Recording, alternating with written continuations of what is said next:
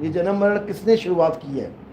क्योंकि हम अगर जेल में आए हैं, अगर हम मुक्ति चाहते हैं तो मुक्ति तो तब चाहे ना, पहले ये तो पता लगे बंधन क्या है।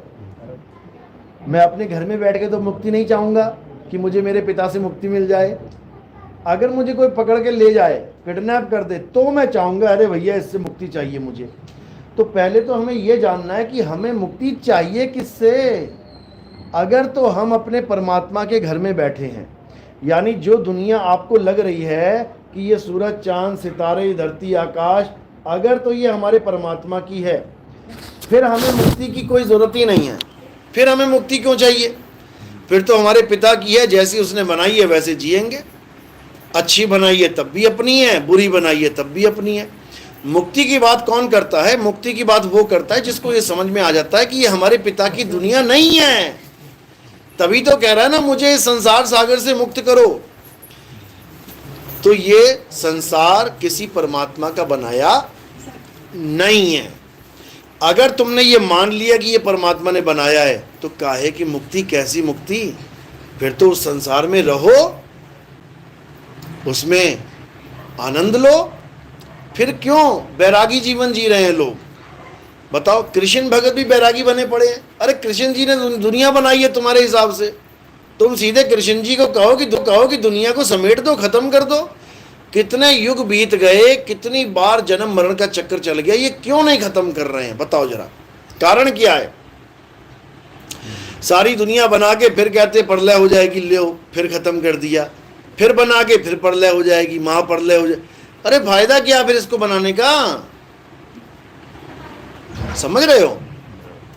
ऐसा मटका बना रहे हो जो मटका बनाने के बाद, इतनी मेहनत करने के बाद, सजाने के बाद तुम फिर तोड़ दोगे उसको, फिर उसकी चूरी करके फिर बना दोगे, फिर तोड़ दोगे।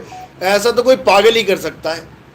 पागल होगा कोई एक आदमी जो काम करने के बाद बिगाड़ के फिर काम करे, फिर तो दुनिया खुद ही कहे अरे पागल है क्या, इतनी मेहनत से बनाया तोड़ दिया सारा, ये पागल है ये। तो बनाना बिगाड़ना किसी समझदार इंसान का तो काम नहीं। तुमने भी मकान बनाया होगा अपना, ले चले बुलडोजर तोड़े ले चले तोड़े, तुम्हारी रूह कांप जाएगी। अरे भैया मैंने बड़ी मुश्किल से बनाया है, अब नहीं तोड़ेंगे इसको। वो भी तो बना रहा है, वो भी तोड़ रहा है। समझो, आ रही बात समझ में? हाँ, कुछ आ रही है। ये कुछ ही बहुत कुछ हो जाएगी। समझे? जब दिमाग लगाओगे, बुद्धि लगाओगे, विवेक लगाओगे। मैं सारी उम्र मर गया, मकान बनाता, दुकान बनाता, सारी जवानी सारा बुढ़ापा गला दिया मैंने। वो पत्थर के मकान बनाते, उसने एक बार हिलाना है, दग दग दग दग दग दग, और सारी बिल्डिंगें धराशायी। बताओ कैसा परमात्मा है भाई, कैसा परमात्मा है। सारी उम्र की कमाई मैंने लगा दी, फैक्ट्री लगा दी, उसमें भग भग भग करके आग लग गई, सब स्वाहा। कैसा परमात्मा है। मर गया मैं, शादियां करता, खर्चे करता, बीवी लाके बच्चे पैदा करता, और पता लगा एक ही एक्सीडेंट में पूरा परिवार ही निकल गया। कैसा परमात्मा है। फिर अकेला रह गया मैं बुढ़ापे में, हाथ फैलाता। कैसा परमात्मा है। लानत है ऐसे परमात्मा पे, लानत है ऐसे परमात्मा पे जो ऐसा गंदा संसार बना दे। गंदा संसार जिससे मुक्ति पाने के लिए सब संत ज्ञान भी कथ रहे हैं, सत्संग भी कर रहे हैं, नाम दीक्षा भी दे रहे हैं, लेकिन किसी की इतनी हिम्मत नहीं हो रही है कि कोई ये कह दे कि ये संसार परमात्मा ने नहीं बनाया। डरते हैं सब। किससे डरते हैं पता है? किससे डरते हैं? निरंजन से डरते हैं, काल निरंजन से डरते हैं। कहीं हमारी खाल ना खींच दे। उसका नाम काल इसीलिए है क्योंकि खींचता है वो सबकी खाल, किसी को नहीं बख्शता वो। समझ लो, उसके खिलाफ बोलने का दम केवल एक के पास ही है, और वो कौन है? बंदी छोड़ कबीर हैं वो उसकी खाल उतारेंगे वो अच्छे से। खाल उतारने का मतलब ऐसी नहीं, यानी उसके गुप्त भेद बताते हैं। वो कहते हैं तेरी खाल उतार दूंगा मैं, यानी जो नकली खाल तू लेके बैठा है दुनिया के सामने, वो तेरी खाल उतार के तेरी असलियत बता दूंगा मैं। तो वही काल भगवान नकली खाल के पीछे छुपा हुआ है, यानी वो भगवान बना बैठा है, दुनिया को मार भी रहा है, दुनिया के सिर चूरा भी कर रहा है, चबा भी रहा है, और फिर भी भगवान बना बैठा है। तो कबीर साहब यही समझाते हैं कि तेरी मैं पोल खोलूंगा अच्छे से, तू कर ले, तूने क्या करना है।